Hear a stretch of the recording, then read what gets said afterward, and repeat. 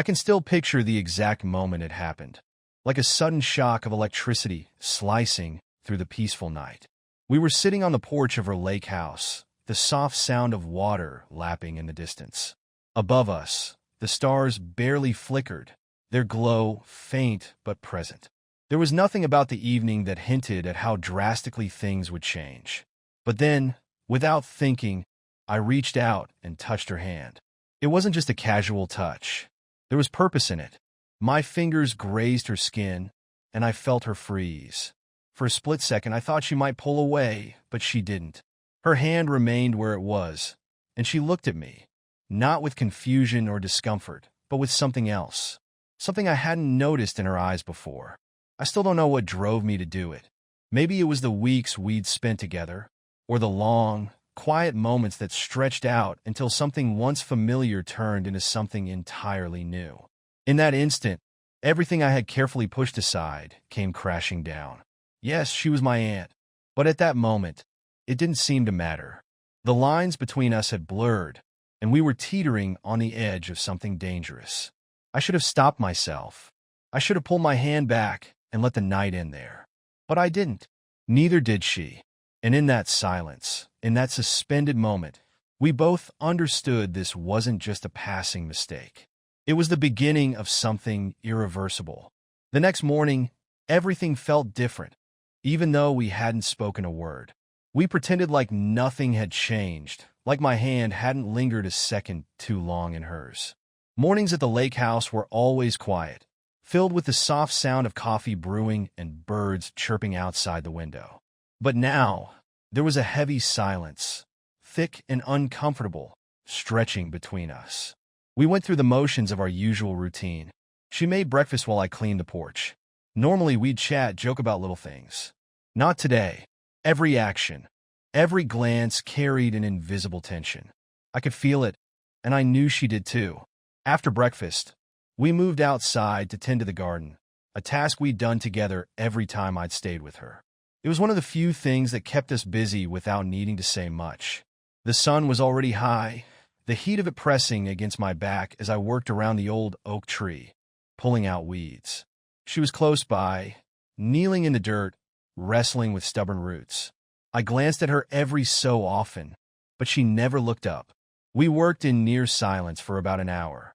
Only the rustling leaves or the sound of tools scraping the earth breaking the stillness. I felt like I was losing my grip on reality, the weight of what had happened bearing down on me. I wanted to say something, anything to clear the air, but the words were trapped. So, instead, I worked harder, hoping the physical labor would somehow help me shake off the confusion. The heat was unbearable. I stood up and wiped the sweat off my forehead. "Want some water?" I called over to her. She nodded, avoiding my gaze. I made my way to the porch, grabbed 2 bottles from the cooler, and returned. I handed her one, and for the first time that day, our fingers brushed as she took it. She froze. I froze too. The memory of last night hit me hard. There was a pause, a beat of silence, before I stepped closer without thinking. I'm not sure what I was expecting. Maybe for her to pull back, maybe to tell me to stop. But she didn't. She looked up at me, and in her eyes, I saw it again. That same hesitation, that same uncertainty from last night. "Mary." My voice came out as barely a whisper, but I could tell she heard it. I swallowed hard, unsure of what to say next, unsure of what was right anymore. I don't know what's happening here." Her lips parted, and she exhaled slowly, looking down at the water bottle in her hands, her fingers tightening around it. "Neither do I," she said softly, almost too softly to hear. That should have been the end of it. We should have walked away. We should have stopped whatever was happening before it went any further. But instead, I took another step toward her. The space between us disappeared. My heart pounded in my chest, and every part of me screamed that this was wrong, that I should stop. But I didn't. She didn't move either. Her eyes were wide, and I could see her struggling to figure out what to do, what to say. But nothing came out. The sun blazed down on us, making everything feel surreal, like we were trapped in a dream we couldn't wake up from. And before I could stop myself, I leaned down and kissed her. It wasn't planned. It wasn't thought out. It just happened, like an invisible force pulling me toward her. My lips brushed against hers, and for a moment, time seemed to freeze. I thought she would pull away, break the moment, but she didn't. Instead, she kissed me back. It was brief, almost hesitant, but it was enough. When I pulled away, we both gasped for air. The reality of what had just happened hit me like a ton of bricks. I stepped back, staring at her in shock. What the hell had I just done? She didn't say anything. She just stared at me, her expression a mix of disbelief and something else I couldn't quite understand. A long, heavy silence followed, broken only by the rustling of the wind in the trees. I wanted to apologize, to tell her it was a mistake, but the words wouldn't come. Instead, she slowly stood, brushing the dirt off her knees, and without a glance in my direction, she turned and walked back toward the house. I watched her go, my heart pounding in my chest. The tension that had been building between us for weeks had finally snapped, and now there was no going back. The door clicked shut behind her, leaving me standing alone in the hot sun, wondering how everything had spiraled so out of control. I was acutely aware that we had crossed a line, but I had no idea how to take a step back. Maybe part of me didn't even want to. Later, long after the sun had disappeared, I made my way inside. The house was eerily still, lit only by the faint glow of a lamp in the living room. Mary sat on the couch, her gaze fixed on the window, staring into the night. She didn't acknowledge me when I entered, and for a brief moment, I wondered if she even noticed I was there at all. I stood frozen in place, unsure of what to do next. My heart was still racing from earlier, the rush of everything weighing down on me. I cleared my throat awkwardly. Mary. The sound of her name seemed jarring in the quiet. I didn't know what else to say. She finally lifted her eyes to meet mine, and for the first time since the kiss, I saw something I couldn't quite decipher. Maybe guilt or fear. Or was it something deeper? I couldn't be sure anymore. The air between us felt charged, thick with tension that had only grown stronger, pulling tighter as the moments passed. I'm sorry, I muttered, the words feeling hollow, empty. What was I apologizing for? The kiss? The emotions that led to it? The fact that we both knew it wasn't some fleeting mistake? She shook her head slowly, her eyes returning to the window. Don't apologize, Oscar. We both know this wasn't just you. Her words hovered between us, and I felt a strange wave of relief. She wasn't blaming me, but it didn't make things easier. Not by a long shot. I took a hesitant step closer, unsure of where this conversation was going, or if I even wanted to know. Mary stood up, moving as if the weight of everything unsaid was too much for her to bear. She crossed the room, positioned herself by the window, her back to me. "What are we doing?" she whispered, her voice barely rising above the hum of the house. I didn't have an answer. My mind was racing, trying to find something, anything, to say that would make sense of this. But there were no answers. Nothing could make sense of what had happened. The kiss had destroyed whatever fragile sense of normal we had left. I exhaled deeply, the words coming out as a reluctant truth. I don't know. Another long pause stretched between us, thick and uncomfortable. Finally, she turned to face me, her expression weary, her eyes full of sadness that made my chest tighten. "Oscar, we can't keep pretending this isn't happening." I wanted to argue. I wanted to tell her we could forget all of it, somehow erase the last few days and go back to how things were. But deep down, I knew it was impossible. We had crossed a threshold we couldn't uncross. The kiss had irrevocably changed everything. She stepped closer, her eyes never leaving mine, and I felt that same pull from earlier in the garden. Stronger now, impossible to resist. I couldn't ignore it. I couldn't turn away. My heart pounded as she drew closer, her gaze steady. And then, just like before, it happened. But this time, there was no rush. No urgency. It was deliberate, slow. She reached up, her fingers brushing my cheek lightly. And then her lips found mine again. It wasn't like before. This time it was different, gentler. More certain. It was as though we both knew exactly what we were doing. There was no hesitation, no fear. Just the two of us, standing in that dim room, with everything outside forgotten. I kissed her back, my hands lightly resting on her waist. In that moment, everything else faded. The confusion, the doubts, the overwhelming sense that this was wrong. It was just us, caught up in something powerful, something neither of us could control. With every passing second, I felt us sinking deeper into something we couldn't pull back from. When we finally broke apart, she looked at me, her expression unreadable. I didn't know what to say. I wanted to apologize again. I wanted to pretend we hadn't crossed yet another line, to step back from the abyss. But I couldn't. I didn't want to. The connection between us was undeniable now, too strong to ignore. She stepped back, running her hand through her hair, looking more vulnerable than I had ever seen her. What do we do now? Her voice was soft, almost hesitant, like she didn't want to hear the answer. I swallowed hard, knowing whatever came next would not be simple. I don't know, I admitted, feeling the weight of everything pressing in on me. But we can't. We can't keep doing this. Her eyes welled up, and she quickly turned away, brushing her tears away with the back of her hand. I know. The silence that followed was unbearable. I didn't know how to fix this, how to undo what had just happened. And maybe, for the first time, I didn't want to. That was the hardest part to admit. She turned away, staring back out the window, and I could feel the distance growing between us, despite the fact we were only a few feet apart. The kiss had brought us together, but now it felt like it was tearing us apart in ways I hadn't expected.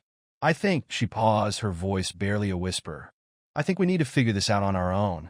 Her words hit me like a punch. I knew she was right, but the idea of putting distance between us was unbearable. But what other choice did we have? We couldn't keep pretending like nothing had changed. We couldn't keep playing this dangerous game. I nodded, even though every part of me wanted to tell her no, to tell her we could figure this out together. But I couldn't find the words. I didn't know what the right thing was anymore. The next few days passed in a blur. Mary and I barely spoke, and when we did, it was stiff, uncomfortable, conversations that only highlighted the weight of the silence between us. I kept myself busy around the house, tending to the garden, fixing little things that didn't need fixing. Anything to keep moving, to keep from sitting still and letting the reality of what had happened sink in. She kept her distance, carefully avoiding me, leaving the room if I stayed too long. It wasn't like her. Mary had always been direct, always the one to say what needed to be said, no matter how uncomfortable. But now, there was nothing, just an unspoken heaviness between us. Every time our paths crossed, I could feel the pull, guilt, desire, confusion, raging just beneath the surface. I saw it in her eyes, too. She was trying to hide it, but it was there just waiting to break through. I wondered if she was struggling with the same conflict I was, the same fight between wanting to go back and knowing we couldn't. It was one of those long, silent afternoons when everything finally came to a head. The sun hung low in the sky, casting warm, golden light through the living room windows. I sat at the table, pretending to be absorbed in some papers, doing anything to avoid the truth.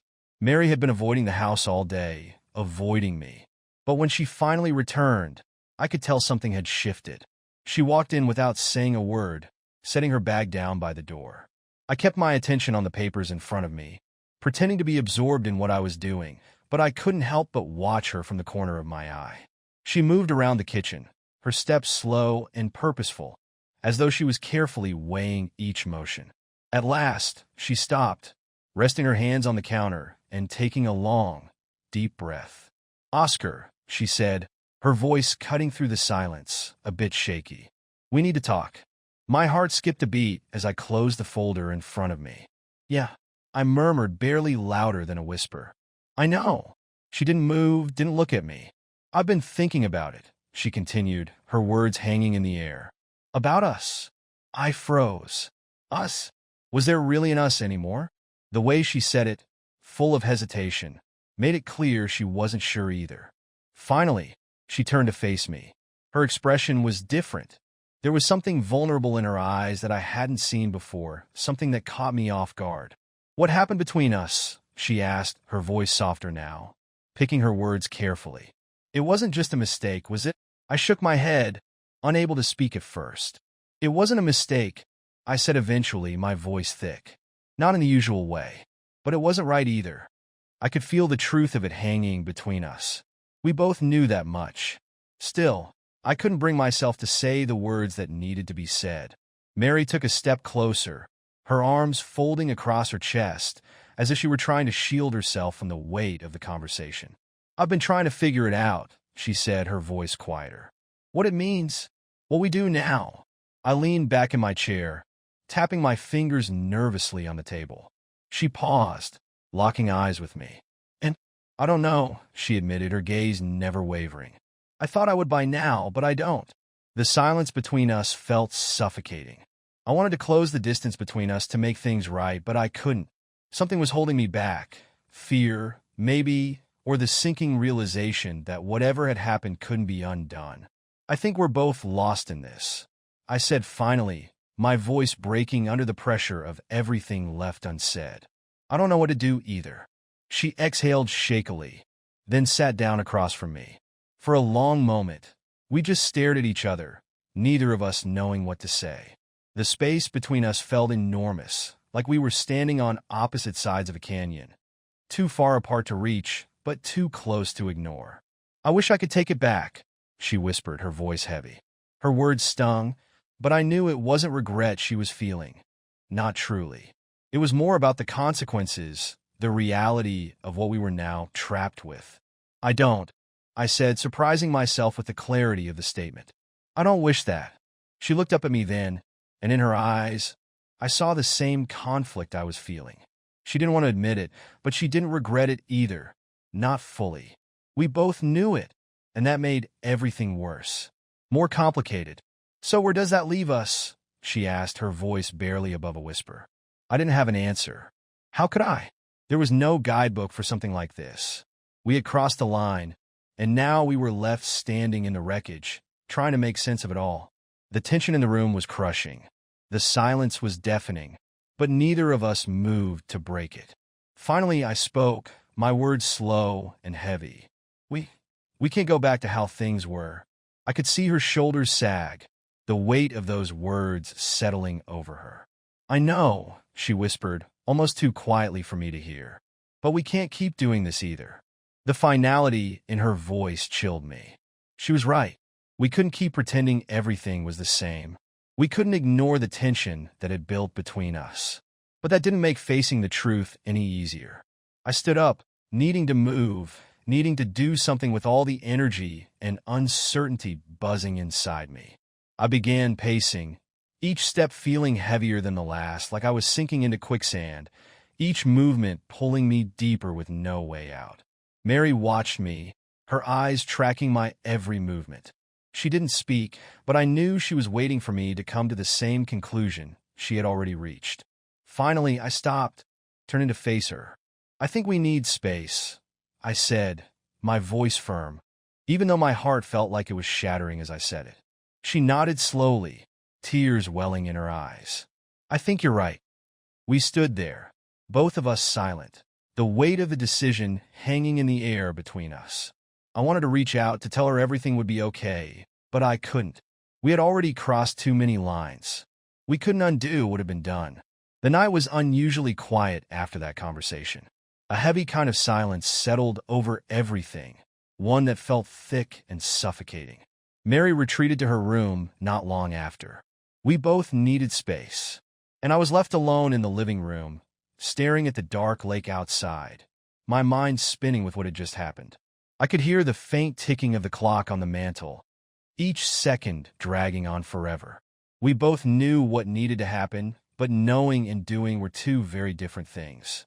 Even after everything we'd said, the pull between us hadn't gone away. The tension still lingered, as if it were some invisible thread tying us together, no matter how much we tried to distance ourselves. It felt like the more we resisted it, the stronger it became. I tried to focus on the passage of time, to clear my mind of everything. But the confusion and frustration only deepened with each minute that ticked by. I couldn't sit there any longer, not without doing something. I stood up, the chair scraping loudly against the floor, and walked toward the hallway. Every step felt like it was dragging me further into a place I didn't want to go. My heart was racing. I didn't know what I was going to say. I didn't know if this was the right thing to do, but my body kept moving forward, as though something was pulling me, guiding me toward her room. I stopped in front of the door, pausing, my hand hovering over the knob. The light was off, but I could see the faint glow of the bedside lamp shining from beneath the door. I raised my hand to knock, but it hovered there for a moment, frozen with uncertainty. Was I about to make everything worse? Maybe we really did need the space. Maybe it was too far gone. But just as I was about to second-guess myself, I heard a soft sound from inside. Without thinking, I knocked. There was a pause, and then I heard her voice, quiet, unsure. Come in. I pushed the door open slowly, the soft creak of the hinges filling the heavy silence. Mary sat on the edge of the bed, her hands tightly clasped in her lap, her eyes fixed on the floor. The warm, soft glow of the lamp bathed the room, making everything feel more enclosed, more intimate. She didn't look up when I entered, and for a moment I wondered if I should just leave, but I didn't. Instead, I made my way to the armchair near the window and sat down. The distance between us felt like a chasm, unbearable, but I couldn't bring myself to close it. I couldn't sleep, I said, my voice barely rising above a whisper. It was the only reason I had for being there, but it wasn't really the truth. I hadn't come because I couldn't sleep. I had come because the thought of us drifting apart like this was unbearable. Not after everything. She nodded slowly, still not looking at me. Neither could I, she said, her voice barely audible. The silence stretched between us, thick with all the words we hadn't spoken yet. I wanted to reach out, to close the distance between us, but I remained where I was, unsure of what to do or what she needed from me. I've been thinking, she said after what felt like an eternity, her voice fragile, as though speaking too loudly might shatter the fragile balance between us. About what we talked about space.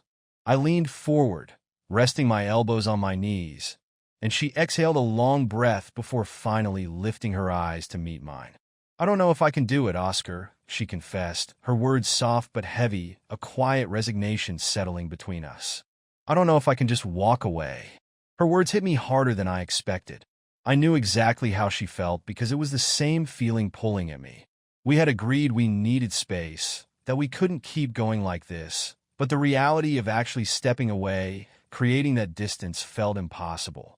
I don't want to walk away either, I admitted, my voice low. But I don't know how we fix this.